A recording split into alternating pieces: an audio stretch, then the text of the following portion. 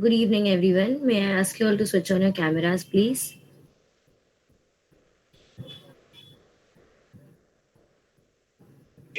Good evening, ma'am.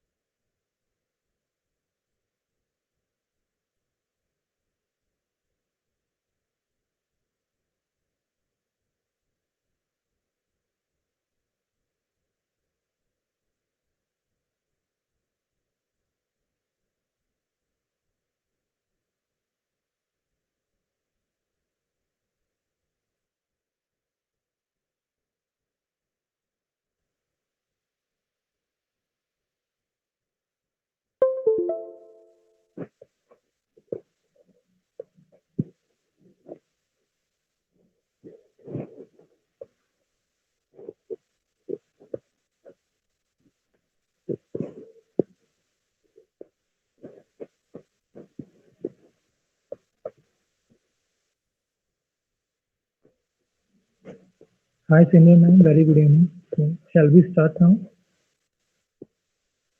All right. All right, sir. So before starting with the event, as we all know, our today's theme is importance of sports. So I would like to ask from the audience what are their point of view regarding sports. I would like to hear it from everyone.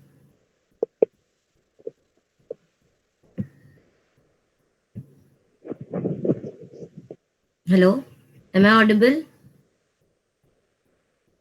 Yes, ma'am. Yes, ma'am.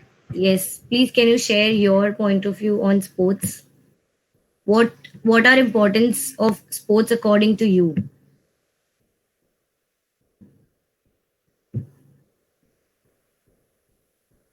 Or have you ever played any sports on a national or international level or participated?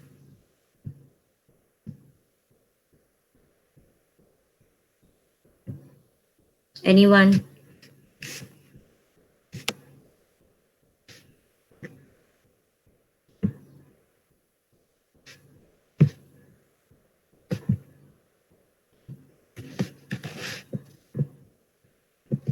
Yes, nobody have ever played sports.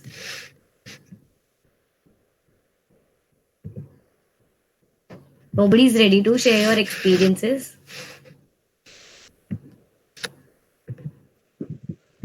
No, like we have our Anksha ma'am. She's a basketball player actually. Anksha ma'am, please share your experience. बताइए अपने बारे में आप. And we also have one national basketball player like Jovi ma'am. I guess उन्होंने join नहीं किया है. Yeah, exactly.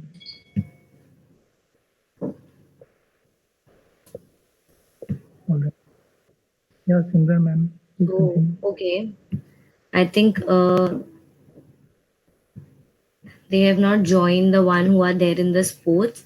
So I would like to welcome Mr. Rohit Tanwar, sir, physical education teacher, Kabaddi. He is also a cricket player, three-time district winning team, and two-time state participation in Kabaddi game.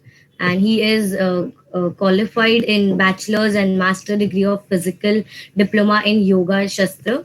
Also, he's thrice officially in Kabaddi game at a university level.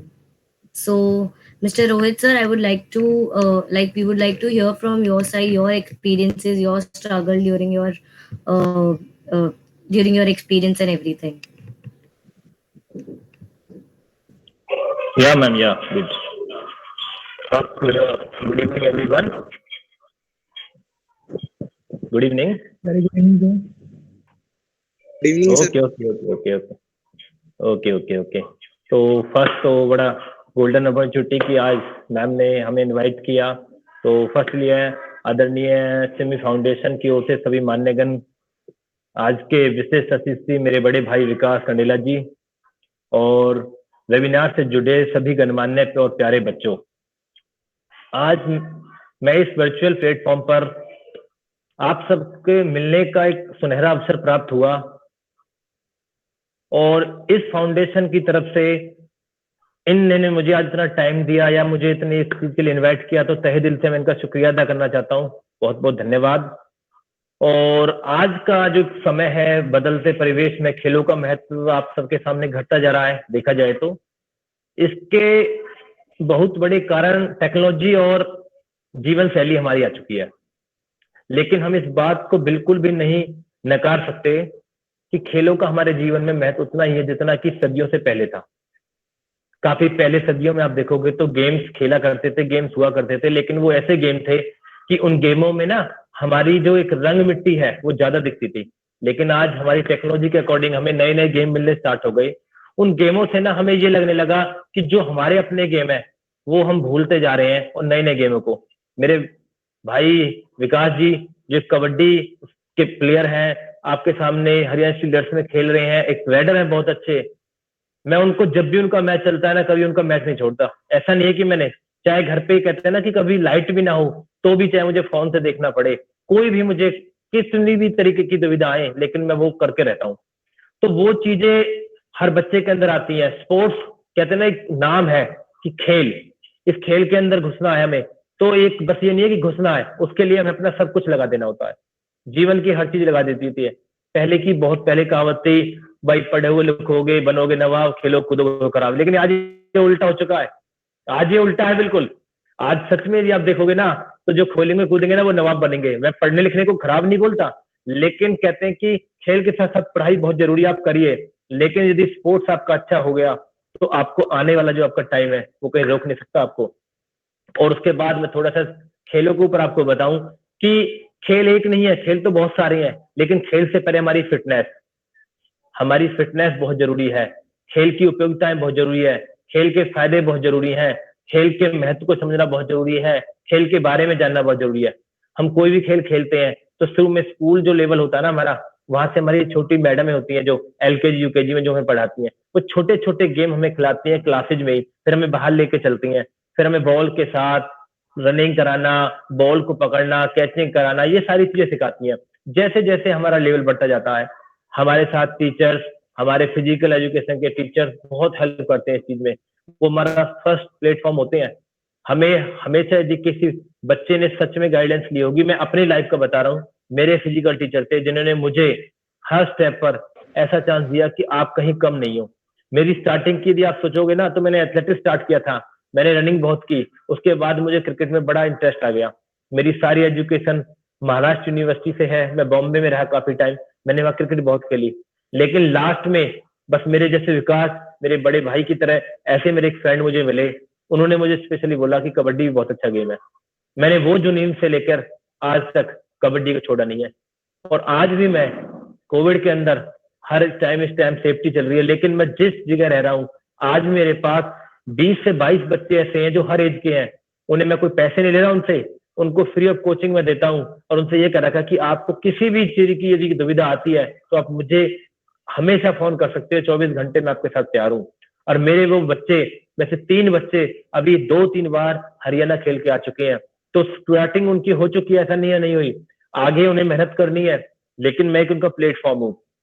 उनका parents की मुझे काफी help मिल रही है, parents मुझे full उनके cooperate करते हैं, जब भी कोई टाइम आता है उनकी करते हैं। इसी टाइप से मेरे खुद के भी स्कूल जहां मैंने ज्वाइन कर रखा वहां मेरे बच्चे हैं, तो उस स्कूल के बच्चों में भी इतनी अच्छी लगन है कि यदि उन्हें मैं एक बार बोल दिया कि बेटा अपनी प्रैक्टिस स्टार्ट कर दो वार्म अप पहले, तो वार्म अप के बाद वो अपनी प्रैक्टिस करते हैं। लेकिन एक स्टेप होता है, स्टेप बच्चा होता है छोटा, वो फर्स्ट सीढ़ी पे चढ़ता है, दूसरी पे जाता है, तीसरी पे गिर भी जाता है तो चोट भी लगती है। तो खेल में स्वाभाविक है चोट लगना, तो चोट तो बहुत जल्दी लगेगी।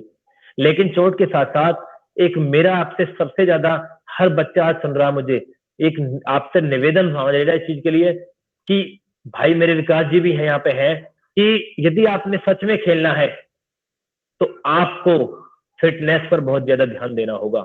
क्योंकि फिटनेस आपके लिए बहुत इंपॉर्टेंट चीज है। हमारी फिटनेस नहीं है तो हम किसी गेम को खेलने के लिए लायक नहीं है। और आज हर दुनिया में हमारे खुद प्रधानमंत्री जी ने भी कहा है कि फिट रहने के लिए रोज आपको व्यायाम, अपनी एक योगा, एक्सरसाइज, जिस टाइप से भी आपको लगे कि मैं फिट रह सकता हूँ, वो आपको करना है। आज अपनी लाइफ में आज ये सोच के जाना है यहाँ से कि हमने बहुत वेबिनार लिए, बहुत चीजें देखी, लेकिन जो स्पोर्ट्स की इंपॉर्टेंस होती है ना, वो फिजिकल फिटनेस से सबसे पहले आती है। क्योंकि स्पोर्ट्स में केवल एक ही नहीं है कि बस आपने गेम अपना खेलना स्टार्ट कर दिया, स्पोर्ट्स में आप बन गए अच्छे। बहुत आपको लोहे के चने चबाने पड़ते हैं बेटा। यदि आपने ये सब चीजें कर ली, ये सब स्ट्रगल आपने कर लिया, आप धीरे धीरे धीरे धीरे अपने स्टेप बाय स्टेप आगे पहुंच गए, तो आपको कभी कोई ये नहीं है कि इंटरनेशनल लेवल पर, नेशनल लेवल पर कोई देख नहीं पाएगा। बहुत जल्दी आप में से निकलेंगे, ये भी मैं आपसे कहता हूँ। आज मेरी बात आप सुन रहे हो सकता है कि आप में से ही साल, 2 साल, 3 साल में बहुत बच्चे हमारे निकलेंगे। क्योंकि क्या होता है कि किसी चीज को बनाने के लिए ना टाइम लगता है। एक पौधा होता है छोटा सा, बनाते हैं, लाते हैं ना, उसे पानी भी डालना पड़ता है, मिट्टी भी उसकी अच्छी होती है, उसको बार बार हमने चेंज भी करते रहते हैं, उसको मिट्टी को मिलाते भी रहते हैं, उसमें उसके जो रिलेटिव फर्टिलाइजर्स हैं वो भी हम यूज करते हैं। बट क्या होता है, उस टाइम के बाद वो पेड़ धीरे धीरे बढ़ना शुरू होता है, तो उसकी ग्रोथ शुरू हो गई। तो ग्रोथ तक तो जैसे जैसे आपके भी ग्रोथ पीरियड चल रहा है, लेकिन जिस दिन हमारा डेवलपमेंट आता है, जिस दिन हमें लगता है कि आज मैं स्पोर्ट्स में अच्छा प्लेयर तो बन गया, लेकिन अब क्या करूंगा, तो ये आता है सबसे बड़ा कैरियर ऑप्शन। तो स्पोर्ट्स के अंदर आप ये मत सोचना कि सबसे बड़ा कैरियर ऑप्शन स्पोर्ट्स ही है। स्पोर्ट्स एक ऐसी फील्ड है जहां आपको मैनी ऑप्शंस मिलेंगे अपनी जॉब से रिलेटेड कुछ भी करने के लिए। आप अच्छी एजुकेशन ले लेते हो तो आप टीचिंग लाइन में जा सकते हो। टीचिंग में आप टीचर से लेकर प्रोफेशनल लेवल तक आप पूछा जाओगे। आपको लगता है कि मैं स्पोर्ट्स में किसी एक गेम की हिस्ट्री को उठाते हुए प्लेयरों की हिस्ट्री को देखता हूं, तो आपको एक स्पोर्ट्स जर्नलिज्म के ड्यूटी मिल जाएगी। आपको लगता है कि मैं मेडिसिन अच्छे कर सकता हूं, तो बीएससी फिजिकल एजुकेशन से आप कर सकते हैं, वो भी आपको प्लेटफॉर्म मिल जाएगा। बहुत और फील्ड्स हैं। आप एक गेम को स्पेशल उसका पर्टिकुलर आपने कर लिया, उसका एनआईएस आपने कर लिया, तो एक आप बेस्ट कोच बन जाते हो उस गेम के। तो ये तो सब स्टेप बाय स्टेप आपकी जैसे जैसे एज बढ़ेगी आपको नॉलेज होती जाएगी। लेकिन ये तो एक मैंने केवल आपको हेल्प के लिए बताया है। इस चीज को जब आपने करना, जब आपकी लाइफ पूरी सेटल हो जाती है। अभी आपने जो मेरा एक लास्ट अगेन आपसे रिपीट करने का पॉइंट है वो यही है, रोज हमें एक टॉनिक की तरह फिटनेस पर ध्यान देना है। रोज हमें टॉनिक की तरह फिटनेस पर ध्यान देना है। यदि ऐसा ही हमने किया तो एक दिन ऊंचा बढ़कर हमें ध्यान देना है। हमें मंजिल मिल जाएगी, हमें मंजिल मिल जाएगी, लेकिन पाने के लिए मेहनत करते रहना है, मेहनत करते रहना है। यही बात मेरी ऐसी है कि यदि इनका आप मीनिंग समझोगे ना, तो बहुत चीजें आपको मिलेगी कि भाई हम गेम में चले गए, हमने प्रैक्टिस स्टार्ट कर दी, तो प्रैक्टिस हमारी डे बाय डे बढ़ती चली जाएगी और आपने प्रैक्टिस को मिस नहीं करना। घर में बहुत प्रोग्राम होंगे, बहुत चीजें आपको मिलेंगी, कोशिश करनी है कि प्रैक्टिस को मिस नहीं करना। प्रैक्टिस जिसने रेगुलर रखी वो बहुत कुछ सीखता है। स्कूल में रेगुलर बच्चा जाने वाला बच्चा कभी कमजोर नहीं होता। वही चीज ये ग्राउंड पर आने वाला बच्चा कभी खेल से कमजोर नहीं होगा, मतलब उसकी खेल खराब नहीं होगा, उसका खेल सुधरेगा, बहुत अच्छा बनेगा, उसमें अलग अलग चीजें आएंगी, उसको लगेगा कि ये सब चीजें करने से हमारे अंदर बहुत चीजें चेंज हो रही है। और फिर स्पोर्ट्स मैन की तो एक बार आपकी लाइन अच्छी बन जाए ना, तो आपको चाहने वाले बहुत होते हैं, बहुत चाहने वाले होते हैं आपको, हर जगह पर आपकी इज्जत होती है।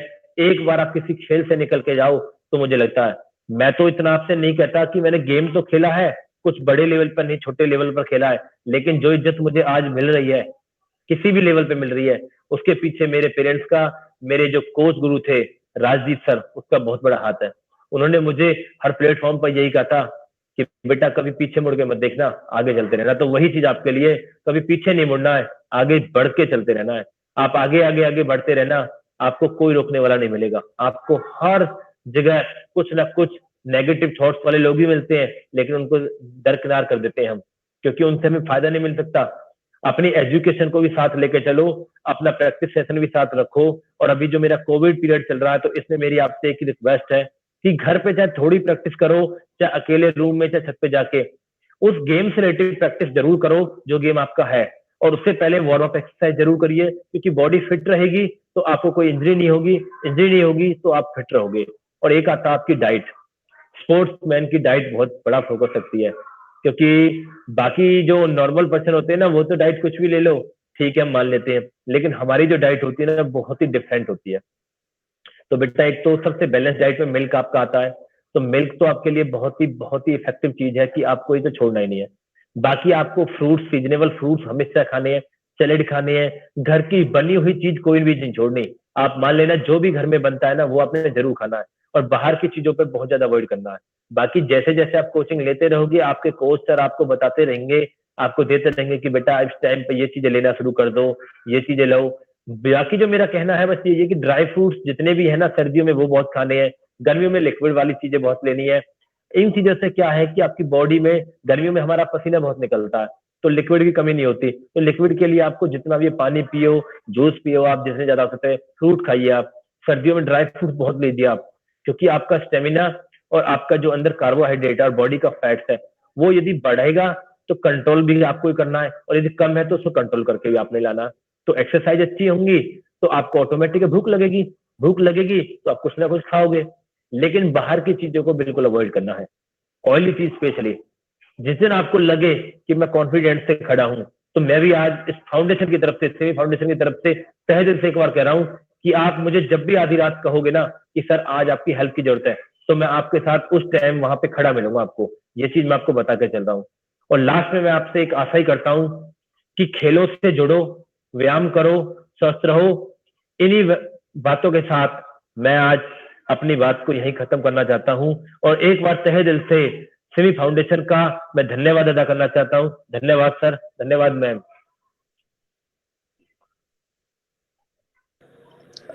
Thank you so much for your wonderful experience and knowledge, sir. Nitesh sir, Thank you. do you want to ask any questions?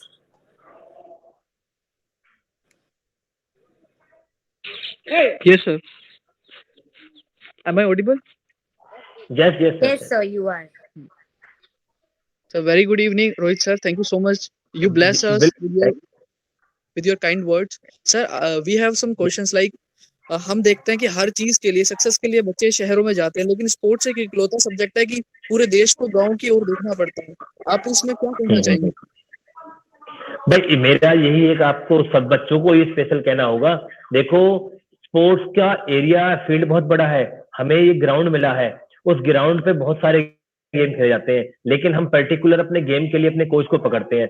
तो जितने भी मेरे बच्चे प्यारे, तुम आप मुझे सुन रहे हो ना आज, तो आज ये बात बहुत अच्छी बात करने में से क्वेश्चन रखा है कि आप अपना ना एक लाइफ प्लान के अकॉर्डिंग फोकसली बना लेना कि मुझे इस गेम को खेलना, इस गेम को खेलने के लिए क्या चीजें करनी है, क्या चीजें नहीं करनी, क्या चीज मेरे लिए अच्छी है, क्या चीज मेरी गलत है, क्योंकि वो आपके सर, आपके टीचर्स और आपके पेरेंट्स आपके लिए सबसे बड़ी चीजें होती हैं।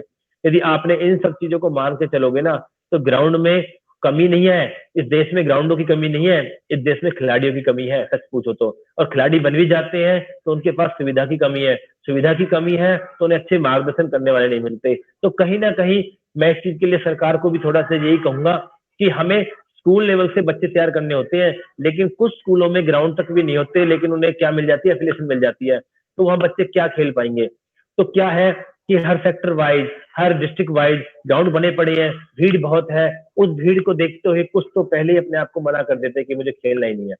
तो खेल अलग चीज है, फिटनेस अलग चीज है। तो जिसको खेलना है ना, उसको इन चीजों में अंदर जाना पड़ेगा, हर चीजें सुननी भी पड़ेंगी। ऐसा नहीं है, बहुत लोग टॉर्चर करते हैं, बहुत गंदियां गंदियां बातें होती हैं, आप क्या सोचोगे, लेकिन सच में आपने सोच लिया कि मुझे निकलना आगे, तो आपको कोई रोकने वाला नहीं है। जी सर, थैंक यू।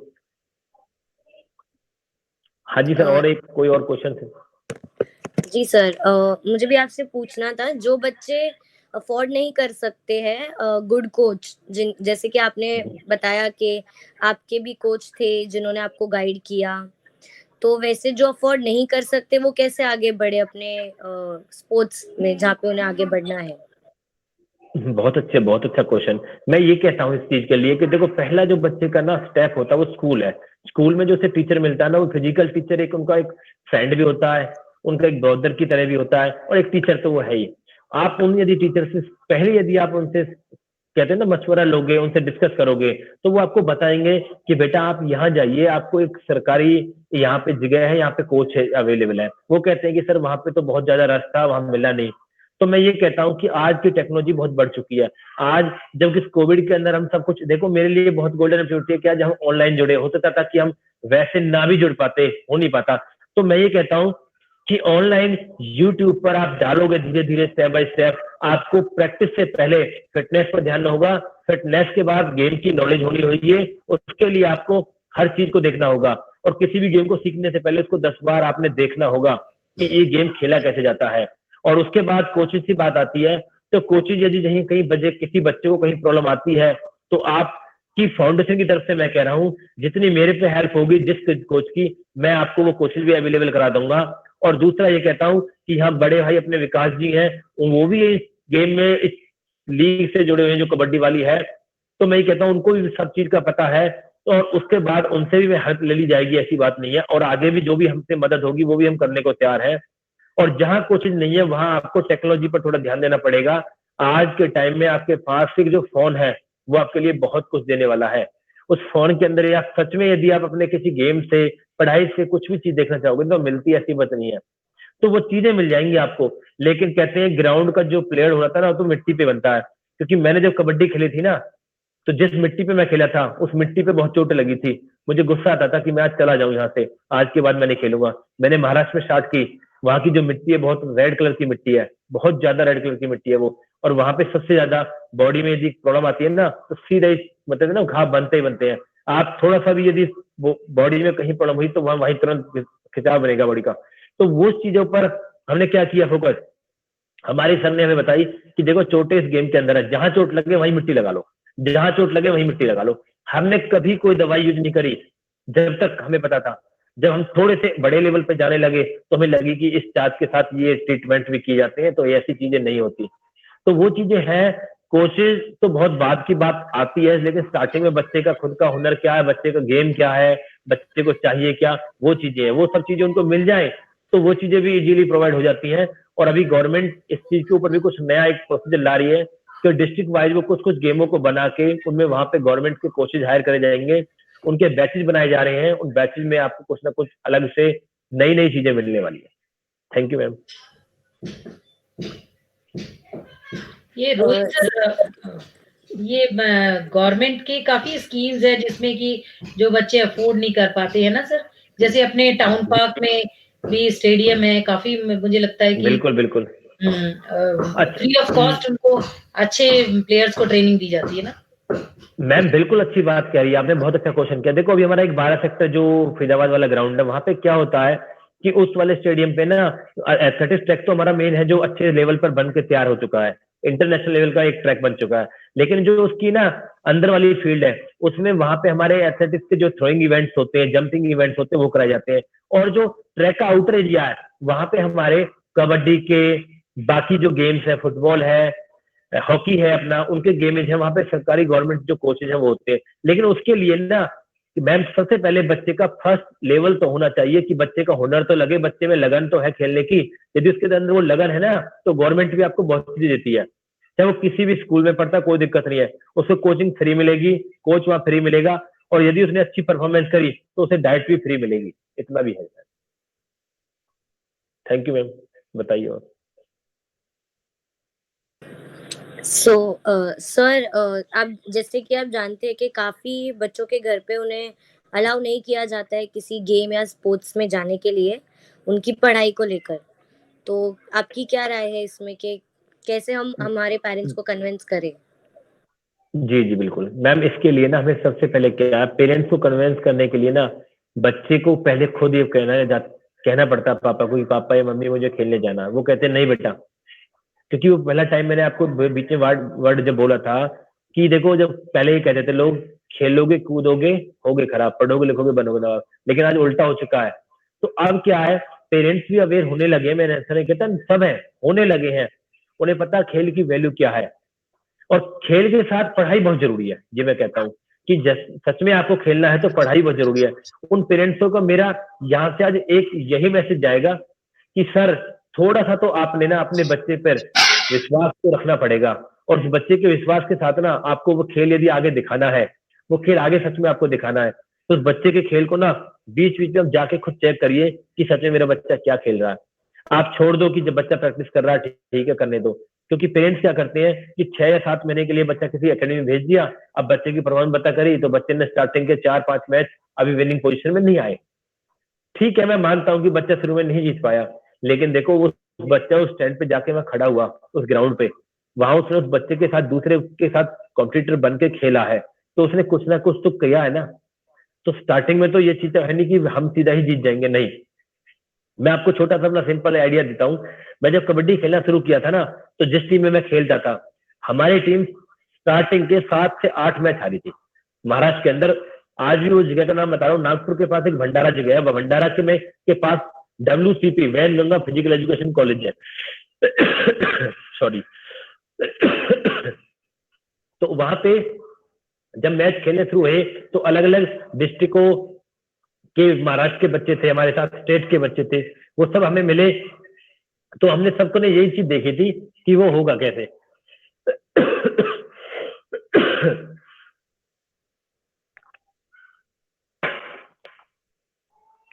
तो वहां वो चीजें हमें लगी।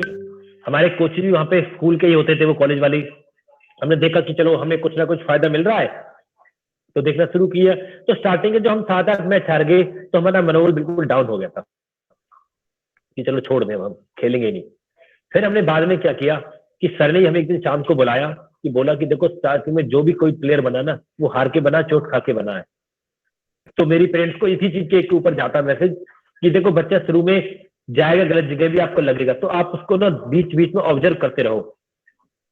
और आज पेरेंट्स से मेरी खुद एक यहाँ से रिक्वेस्ट है कि आपको अपना बच्चा सच में स्पोर्ट्स में भेजना है ही सोच लो। लास्ट में कुछ नहीं मिलेगा तो आपको उसकी फिटनेस का रिजल्ट तो मिल जाएगा। फिटनेस अच्छी तो सब कुछ अच्छा। हर कोई ये नहीं सोचता कि पॉलिटिशियन में जाएगा या हर कोई अच्छा उसमें बनेगा, नहीं। हो गया मैम ये, थैंक यू क्वेश्चन मेरा। और बताइए। I would like Isha ma'am to take forward the event. Isha ma'am. Thank you ma'am. So sir आप ये तो बिल्कुल सही बोल रहे हैं कि स्पोर्ट्स और पढ़ाई दोनों साथ साथ हो सकती है, और अगर एक इंसान स्पोर्ट्स में जा रहा है तो वो भी बिल्कुल सही है। बट सर कभी कभी ऐसा होता है ना कि बच्चे खुद भी डिसाइड करने में कंफ्यूज हो जाते हैं। उनको पता होता है, जैसे मैं पर्सनली बता रही हूँ, मैं किसी को जानती हूँ जिनको क्रिकेट में बहुत इंटरेस्ट था, बट सोसाइटी का ऐसा नोशन था कि उन्होंने क्रिकेट छोड़ दिया और फिर वो पढ़ाई में आ गए, एंड लाइक उनको पढ़ाई में मन भी नहीं लगता था, मन हमेशा स्पोर्ट्स में ही रहता था।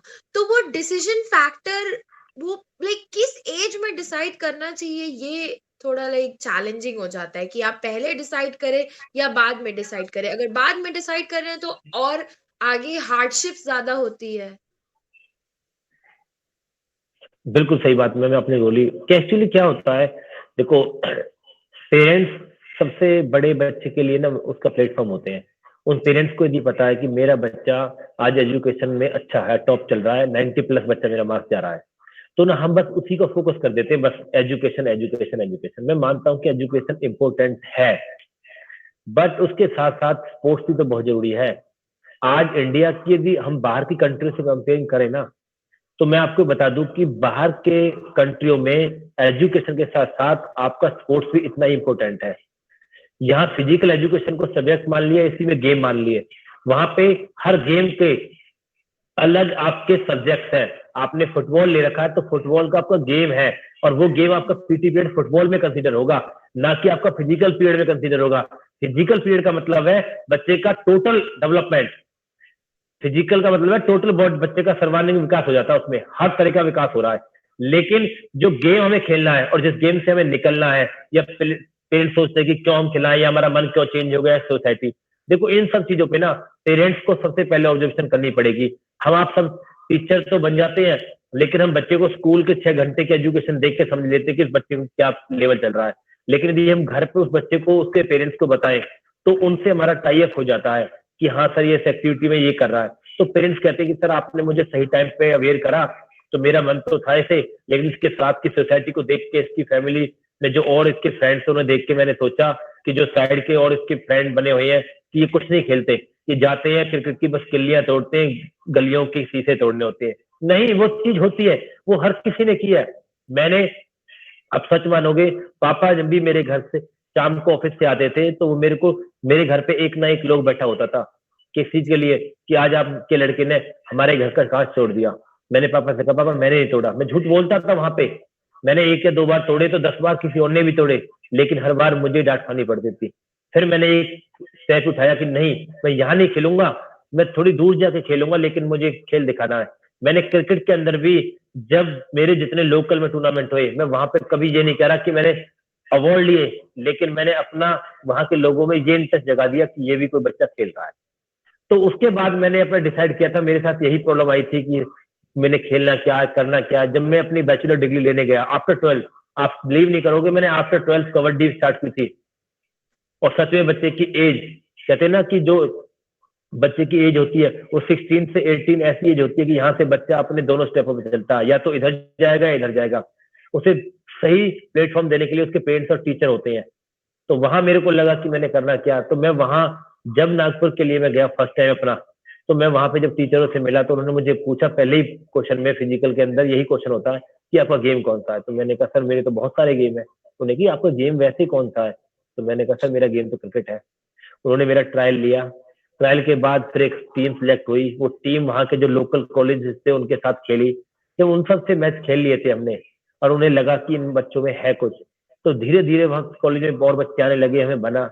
मैंने 5 ईयर वहां एजुकेशन ली, मैं 5 ईयर तक, आप सच मानना, उस टीम का एज ए प्लेयर मेंबर रहा था, ना कि मैं कैप्टन और या वाइस कैप्टन बना, कभी नहीं बना मैंने।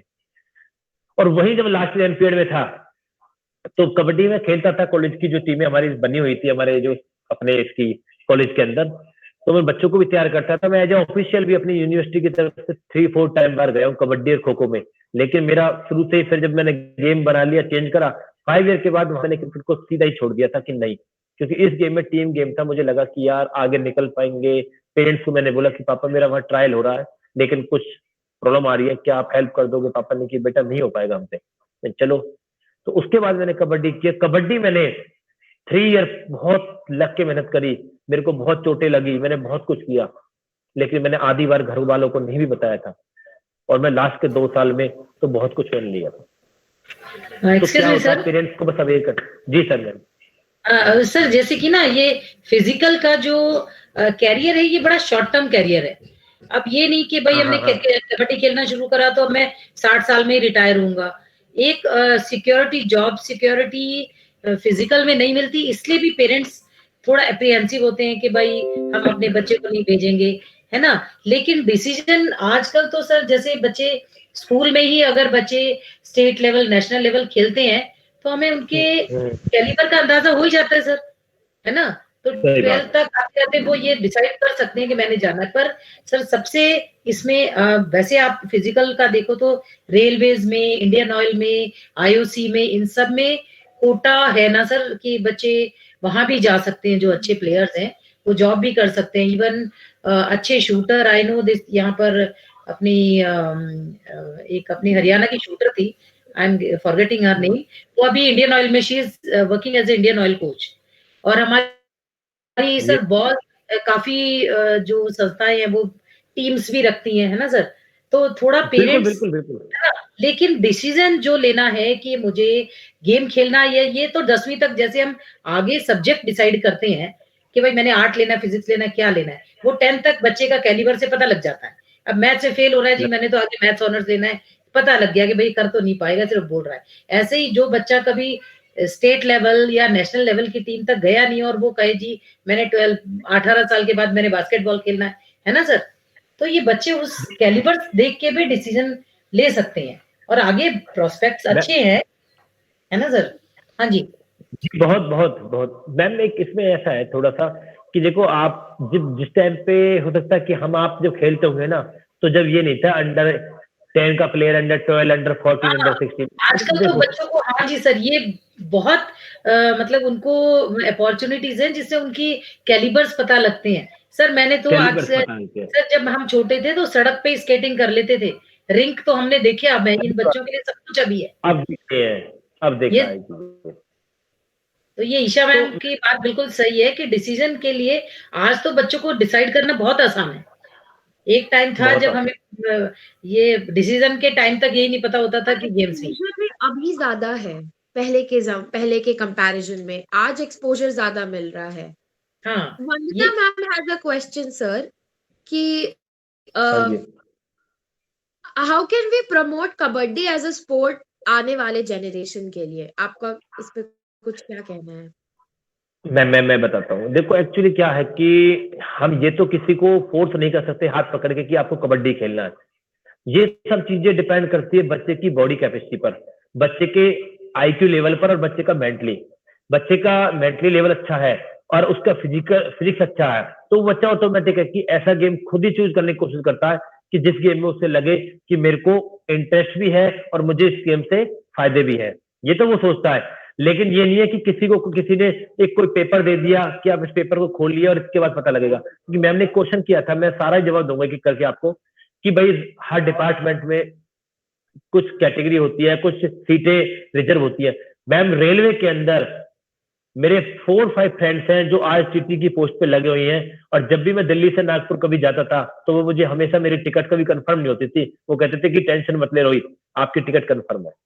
तो मैं आपको बता दूं कि हर जगह स्पोर्ट्स वाले बंदे को वैल्यू मिलती है। और दूसरा, यदि कोई बच्चा स्पोर्ट्स में थोड़े से भी लेवल पे अच्छा गया है तो उसको कैरियर ऑप्शंस के लिए बहुत बहुत ऑप्शंस मिलते हैं, वो चाहे क्या करना चाहता है। हर कंपनी जो ये कंपनियां अपनी बनी हुई है ये कॉर्पोरेट मैच कराती हैं हर गेम्स के। ये नहीं है कि क्रिकेट के ही होते हैं, फुटबॉल के होते हैं, चाहे कबड्डी है, चाहे एथलेटिक्स से है, चाहे हॉकी है, कोई भी गेम है।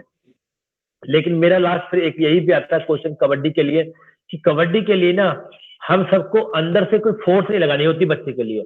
बच्चे का खुद का लेवल है और बच्चे का मन है तो उसे हमें तैयार करना होता है। उसके लिए हमें उसकी नर्सरी में उसके ग्राउंड से रिलेटिव जो चीजें उसको मुहैया सुविधा मिल सके वो करानी होती है तो ऑटोमेटिक बच्चा तैयार होता ही होता है। धन्यवाद मैम। और एनी कोई क्वेश्चन? नितेश सर का एक और क्वेश्चन है कि आज भी गांव में लड़कियों को लड़कों जितने खेलने का मौका नहीं मिल रहा है, तो उस पर आप क्या कहना चाहोगे? मैम बेटी हमारा देश बचाओ बेटी खिलाओ तो बहुत कर दिया है। क्योंकि ये तो बहुत पहले से एक थीम बन चुकी थी कि भाई बेटी बचाओ बेटी खिलाओ, बेटी बचाओ बेटी पढ़ाओ। मैं मान रहा हूँ इस बात को, लेकिन क्या है कि ना पहले चाहे शहर है चाहे गांव है, लड़कियों को वो एक अलग ही लेवल से देखते थे कि नहीं ये लड़की है बाहर नहीं जाएगी, नहीं ये लड़की है यही नजदीक स्कूल में पढ़ लेगी, नहीं ये लड़की है इसको सरकारी स्कूल में पढ़ा देंगे बहाने। लेकिन आज आप इस पे देखोगे ना तो आज सच में चेंज तो आया है। वो मैं पूरा नहीं कहूंगा कि पूरा चेंज आया है। तो जिस लड़की को भी निकलना है सबसे पहले अपने अंदर से हेजिटेशन निकालनी होती है कि मुझे कॉन्फिडेंटली गेम खेलना है और मुझे आता है। हमारे साथ खुद लड़कियों ने गेम खेला था महाराष्ट्र के अंदर। हम एक बॉयज की टीम थी, एक गर्ल्स की टीम थी। आप बताइए बॉयज गर्ल्स का फिजिक्स लेवल भी देखा जाए ना फिजिकली, और हमसे स्ट्रॉन्ग लड़कियां पड़ी थी वो मतलब खेल में, क्योंकि उनकी टेक्निक्स अच्छी थी। तो ऐसा नहीं सीखते, लेकिन हमारे पेरेंट्स को कि थोड़ा सा यहाँ पे ना चेंज करना होता है कुछ पेरेंट्स जो ये कह देते कि नहीं सर पूरा हमने चेंज कर दिया है घर का माहौल, जो चीज लड़का करेगा वही लड़की करेगी। तो वही चीज यहाँ आती है कि जिस गेम को लड़का खेल सकता है उस गेम को लड़की खेल सकती है। बशर्ते लड़की को अपने अंदर ये जानना पड़ेगा कि मैं सबसे आगे हूँ, मेरे सामने वाला जो लड़का है ना वो लड़की है मेरे सामने। वो लड़का मत समझो उसे लड़की समझ के सोचो कि ये भी लड़की है, मैं इससे भी गेम खेल सकती हूँ और इससे भी मैं हर चीज के लिए तैयार हूँ। लेकिन हमारे देश में कहीं अभी भी कुछ चीजें हैं जिनको छुपाने की कोशिश करते हैं। अभी आपके सामने एक बहुत सिंपल सा एग्जांपल है, आपने खुद ने सबने मुझे लगता है वो मूवी देखी होगी, वो सारी बहनों का रोल देखा होगा कि मुझे लगता है उससे अच्छा कोई हमारे लिए एग्जांपल नहीं हो सकता। और उन सारी बहनों ने जो करके दिखाया वो मुझे लगता है कोई दिखा भी नहीं सकता। और उसके ऊपर जो वो इसीलिए मूवी बनी थी वो दंगल मूवी का यही एक मेन था कहना कि उस दंगल मूवी के अंदर जब उन लड़कियों को तैयार किया था उसके फादर ने, तो उन्होंने अपनी जॉब को छोड़ दिया था और वो एज ए कोच उनके लिए रहे। बाहर के कोच भी उन्होंने लगाए, उनकी डाइट पर, उनकी प्रैक्टिस पर, उनके डेली चीजों पर ध्यान देना शुरू कर दिया था। और आज देख लो आप किस लेवल पे हैं, आप सब देख सकते हो कि उन्होंने हर चीज अपने अच्छे लेवल पे तैयार कर दी है। और गवर्नमेंट आपको फैसिलिटियां देगी, लेकिन हमें गवर्नमेंट की फैसिलिटी के साथ साथ अपना मेहनत मतलब खुद की अपनी मेहनत करनी बहुत जरूरी है। हम यदि सोच रहे हैं कि वो हमें कोच आज छुट्टी पे ले गया, आज छुट्टी है हम घर बैठे रहे, नहीं, आज सर नहीं आए तो अपनी प्रैक्टिस फिर भी रखो। आपको गवर्नमेंट से डाइट नहीं मिली तो अपनी डाइट आप फिर भी लीजिए। आपको लगा कि आज हमें जाना था, कन्वेंस की कोई प्रॉब्लम थी हम नहीं पाते, तो आप कैसे भी ऑटो से साइकिल से मैम मैंने 25-30 किलोमीटर तक, जब रोड गांवों में नहीं हुआ करते थे शहरों में, तब मैंने साइकिल से जहां जहां मैं खेलने गया हूं मुझे पता है। मैंने बहुत कुछ ऐसा नहीं किया, लेकिन मैं अपना लास्ट में सारा ये भी आपको क्रेडिट देता हूँ कि मेरे पेरेंट्स मेरे लिए बहुत बड़े क्रेडिट थे, मेरी मदर और मेरे फादर, जिन्होंने मुझे हर टाइम पे मोटिवेट किया था। तो आप सब लोगों के जो बच्चे आज सुन रहे हैं, उनके पेरेंट्स उनको मोटिवेट करेंगे, उसके बाद हम उनके हमेशा हाथ से हाथ पकड़ने के लिए बैठे हुए हैं। सर आपने गवर्नमेंट की बात करी, तो मैं ये जानना चाहूंगी कि गवर्नमेंट क्या क्या फैसिलिटीज दे रही है रिगार्डिंग स्पोर्ट्स अभी? अभी देखो गवर्नमेंट ने ना जो अच्छे अच्छे स्कूल्स हैं उनके लिए कुछ ना एक सर्कुलर जारी किया था कि जिनके पास ग्राउंड है और उन ग्राउंड के साथ साथ उनके पास कितने फिजिकल टीचर्स हैं, और वो फिजिकल टीचर्स में से कितने फिजिकल टीचर ऐसे हैं जो गेम करा सकते हैं और कितने ऐसे हैं जो खाली डिसिप्लिन चेक कर सकते हैं। तो ये लिस्टें मांगी गई थी, वो गवर्नमेंट ने उनके पास रिकॉर्ड हो चुकी है। वो गवर्नमेंट वाले क्या कह रहे हैं कि उन स्कूलों के अंदर जो ग्राउंड है वहां पर उस गेम से रिलेटिव कोच यदि नहीं है तो वो कोच भी प्रोवाइड कर रहे हैं और आपको इक्विपमेंट भी प्रोवाइड कराए जा रहे हैं। ये दोनों चीजें होने के बाद जो फर्स्ट बच्चे का स्टेप है वो क्लियर हो जाता है कि अब बच्चे का प्रैक्टिस, भाई वो बच्चा वहां पे अब इजीली चला जाएगा, वहां कर लेगा, तो उसको आगे कितना अच्छा करना वो उसके ऊपर डिपेंड करता है। क्योंकि जब 4-6 स्कूलों में एक गेम चलेगा तो 6 या 5 टीमें जो बन जाती है हमारी, उनमें आपस में जब मैचेज होंगे तो उसमें से अच्छे प्लेयर, थोड़े और उससे अच्छे प्लेयर, उससे नॉर्मल प्लेयर, नॉर्मल और हर तरह के प्लेयर आपको मिलने शुरू होंगे। फिर उनमें क्या होता है, जो हमारे डीएस होते हैं, डिस्ट्रिक्ट स्पोर्ट्स ऑफिसर, उनका एक रोल होता है कि एक आप इन 5 स्कूलों में से बेस्ट टीम निकालो जो डिस्ट्रिक्ट को रिप्रेजेंट करेगी, या डिस्ट्रिक्ट के बाद स्टेट को रिप्रेजेंट करेगी। स्टेट को करने के बाद आपको लेवल है कि नेशनल इंटरनेशनल लेवल पे चली जानी है, लेकिन लेवल पहला हमारा स्कूल ही होता है। स्कूल से यदि बच्चा छोटे लेवल पे खेले चाहे बड़े लेवल पे, यदि वो खेलना शुरू कर देता है तो उसका कुछ ना कुछ अच्छा लेवल बना शुरू होता है। क्योंकि जो एजेस का बताया था मैंने, अंडर 14, 16, 18 में आपके हो रहे हैं, ये आपके लिए बहुत बड़ा प्लेटफॉर्म है आज के बच्चों के लिए।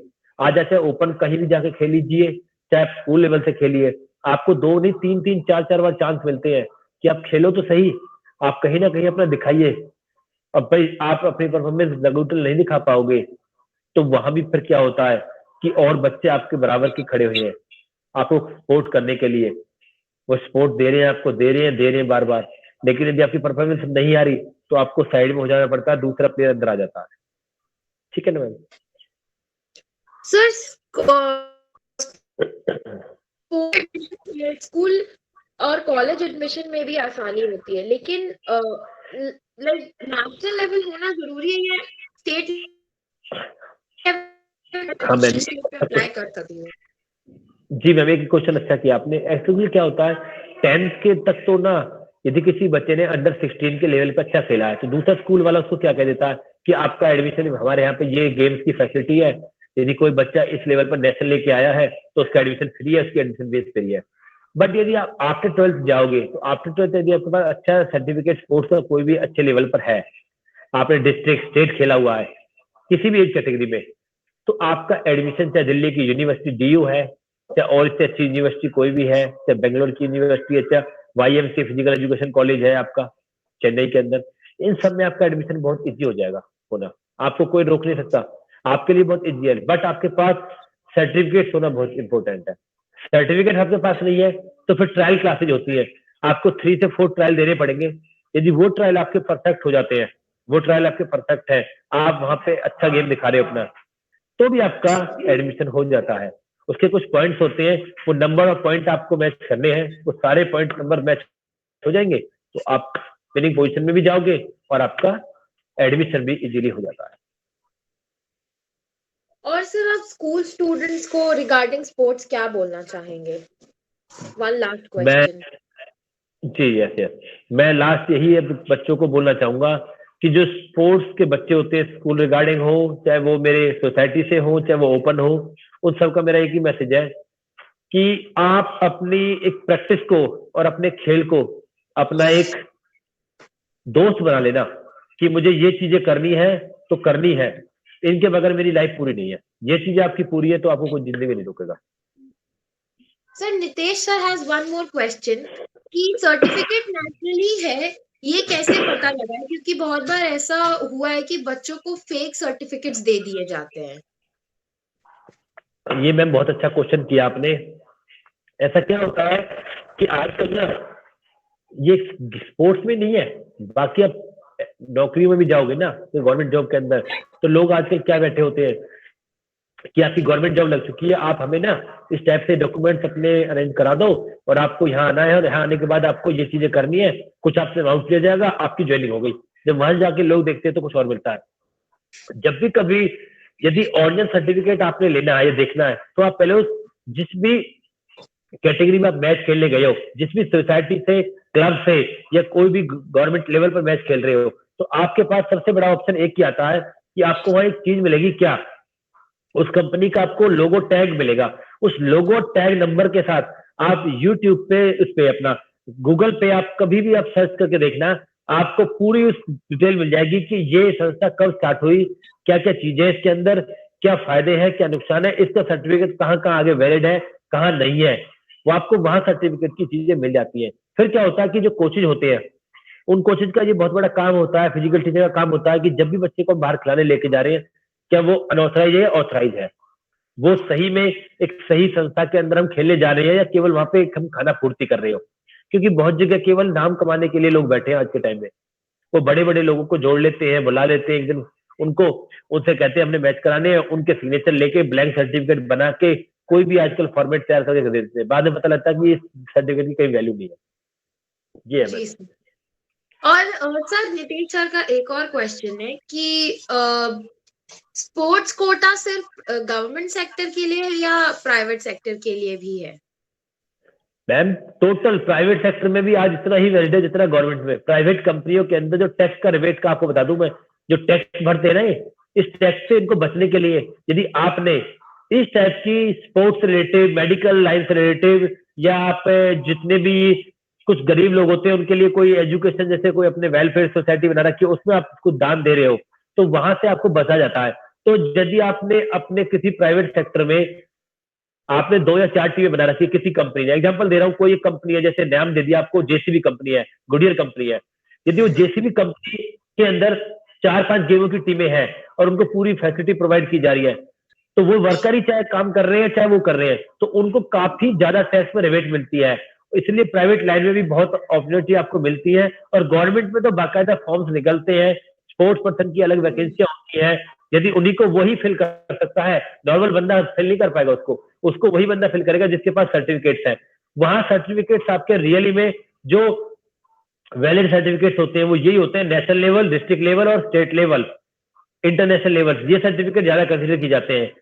इंडिया के अंदर नेशनल लेवल पे बहुत ऐसा नहीं है कि केवल नेशनल इंडिया की जो खाली गवर्नमेंट के थ्रू भी है, कुछ गवर्नमेंट ने स्टेटों को भी परमिशन दे रखी है, अपनी एक ओपन सोसाइटी बना रखी है, वहां भी है, लेकिन वो गवर्नमेंट से एफिलिएशन होता है उनका।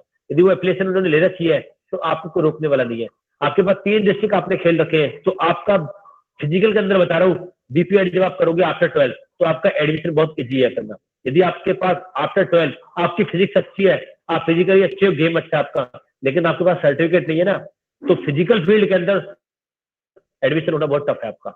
और यदि फिर वो चीज नहीं है तो फिर उसके लिए दूसरा ऑप्शन यही आएगा कि आपका ट्रायल होगा। आपके ट्रायल में यदि आपकी परफॉर्मेंस अच्छी आती है, आपके मार्क्स अच्छे जुड़ जाते हैं और ट्रायल वाले, तो आपका एडमिशन हो जाता है।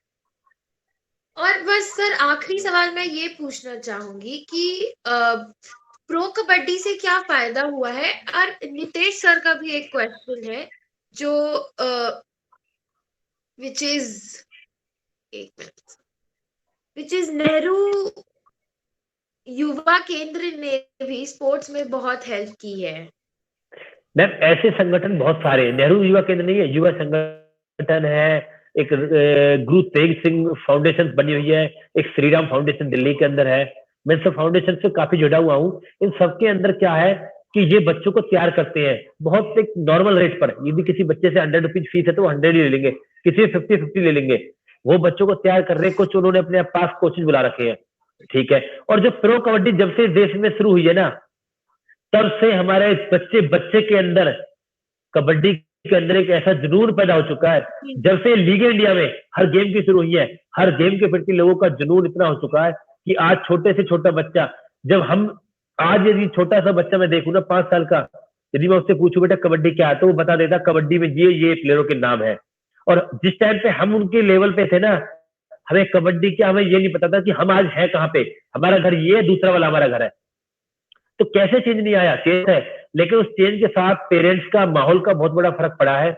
हमारी जीवन शैली बदली कैसे है, इस फोन के साथ तो बदली है, लेकिन फोन के साथ साथ हमारे पेरेंट्स, हमारे कोचों ने हमें बहुत कुछ दिया है, तभी तो हमारी जीवन शैली बदली है। और प्रो कबड्डी में जितने भी प्लेयर्स आपके सामने आए हैं, ये मत सोचना कि ये सारे प्लेयर नॉर्मल प्लेयर हैं। हर साल 5 से 10 प्लेयर तो नए आते हैं जो अभी प्रैक्टिस कर रहे हैं, अभी से प्रैक्टिस कंटिन्यू चल रही है। उनका सिलेक्शन होगा ट्रायल बेसिस पे। जो कमेटियां बनी हुई है, हमारी छोटी वाली संगठन है, वो अपने अपने प्लेयरों का नाम डालते हैं, फिर एक ट्रायल वहां होता है। उस ट्रायल में सिलेक्शन होने के बाद फिर उनको टीमें, फ्रेंचाइजी टीमें खरीद लेती हैं। वहां खरीदने के बाद उन्हें चांस मिलता है। यदि किसी प्लेयर को पहले ही मैच में चांस मिल जाए और वो अपनी अच्छी राइडिंग या कैचिंग में काम करके दिखा दे कबड्डी के अंदर, उस प्लेयर को ये लगा लो अगले 2 साल तक इंडिया से कोई निकालता नहीं है। किसी भी गेम में, इसमें नहीं, किसी भी गेम के अंदर यही चीजें हैं।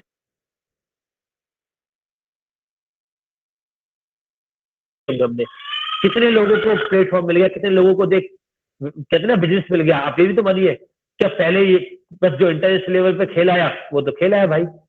आज आईपीएल से लोगों को इतना पैसा मिल रहा, कैसे नहीं मिल रहा बताइए आप। हर प्लेयर को चांस मिल रहा है। वो प्लेयर 4 साल 6 साल यदि वहां पे खेलता है तो अपनी खुद की अकेडमी बना लेता है। कबड्डी के अंदर भी यही चीजें है। जी जी तो ये सारी चीजें हैं जो जी हमारे साथ चलती है। थैंक यू सर, आपकी बातें आई होप हम सारे लोगों को काफी हेल्प करेगी। और मैम, एक्चुअली स्पोर्ट्स और उसका इम्पोर्टेंस जो है वो काफी it is very deep inside, तो वो समझना मुश्किल हो जाता है ऐसे, पर आपने काफी आसानी से हम लोगों को समझाया। Lastly, I would नहीं say नहीं, that thank Vikram sir couldn't join us due to some emergency, and you. Savitra ma'am would like to say that kabaddi is an Indian game nowadays, but very soon it will be a global game, and very soon it will be included in Olympics. Hopefully, touch wood for that, ma'am. We hope. एक Yes. मैं 1 minute. अभी क्या कबड्डी हमारा Indian game है, बिल्कुल कहते ना मिट्टी में जज्बा भरा हुआ है कबड्डी के लिए हर बच्चे के अंदर। इस कबड्डी पे ना बाकी देशों के प्लेयरों ने मतलब अपना होल्ड बनाना शुरू कर दिया, लेकिन जब से एक प्रो कबड्डी स्टार्ट हुई थी ना, तब से उल्टा कहते ना, जिसका जो चीज होती है ना वो उसी को मिलती है। दूध का टेस्ट भारत ही जानता है, और भारत में हरियाणा ये कैसे स्टेट है कि जहाँ दूध की सबसे ज्यादा, आपको बता दूं, की पहचान होती है, उन्हें पता होता है दूध की महत्व क्या है। आज हरियाणा के अंदर सबसे ज्यादा प्लेयर निकलते हैं कबड्डी के अंदर। ऐसा नहीं निकलते होंगे, निकलते, लेकिन हरियाणा के अंदर एक ऐसा स्टेट है जहाँ सबसे ज्यादा निकलते हैं, क्योंकि यहाँ का जो खान पीन है, कल्चर है, वो बहुत अलग है। और हमारे देश का गेम दो बहुत अच्छे गेम थे। हॉकी भी हमारे देश का गेम बना है, कबड्डी हमारा देश का गेम रहा है। और आज के टाइम में आपके सामने वो कुश्ती आप देख रहे हो, रेसलिंग में तो आपके सामने धूम मचाया जा रहा है। रेसलिंग आपके सामने आपके देख रहे हो आप। तो किसी भी गेम को मैं तो कहता हूँ, बच्चों को यही मैं एक मैसेज दे रहा हूँ, बेटा आप कोई गेम बनाओ तो सही कि करना है मुझे। आप एक सोचो तो सही कि मुझे इस चीज पे जाना है। कैसे नहीं आप निकलोगे? आप पहले पेपर को देख के सोचने लगो ये पेपर तो बहुत टफ है, मैं कैसे करूंगा इसे, तो नहीं होगा बेटा। आप एक क्वेश्चन करा, फिर सेकंड क्वेश्चन आपके दिमाग में आएगा कि हाँ इसको भी मैं कर सकता हूँ, थर्ड भी आएगा, फोर्थ भी आएगा। एक लास्ट क्वेश्चन में फिर लगेगा ये मैंने कुछ कर तो रखा था, इसको कर दूं मैं। सॉल्व करते टाइम हो सकता है कि वो आंसर भी उसका निकल आए, आप लास्ट में कहोगे कि मेरा पेपर बहुत अच्छा हुआ। तो ये सारी चीजें होती है। देखो प्रॉब्लम्स तो आएंगी, इन प्रॉब्लम से हमें संघर्ष करना पड़ेगा। पेरेंट्स के साथ भी प्रॉब्लम आती है, बच्चे के साथ प्रॉब्लम आती है, हमारे टीचर्स के साथ प्रॉब्लम, हमारे बच्चों के साथ प्रॉब्लम्स आती है, बहुत चीजें प्रॉब्लम्स आती है जो हमें कहीं ना कहीं प्रॉब्लम देते हैं। बट हमें अब आगे करना क्या, वो यही चीजें करनी है कि हम इन चीजों को भूल के अपने गेम पर फोकस करो, अपनी फिटनेस पर फोकस करो, अपने डाइट पर फोकस करो, और अपने पेरेंट्स की, अपने टीचर की, अपने कोचेस की बातों पर ध्यान दो, उनकी रिस्पेक्ट करो, उन्हें अच्छे से समझो। धन्यवाद। Thank you, sir. With this, I would like to end this webinar today.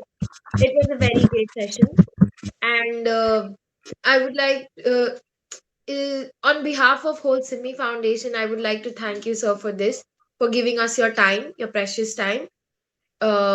With this, we come to the end of our webinar. Thank you. Thank you, ma'am.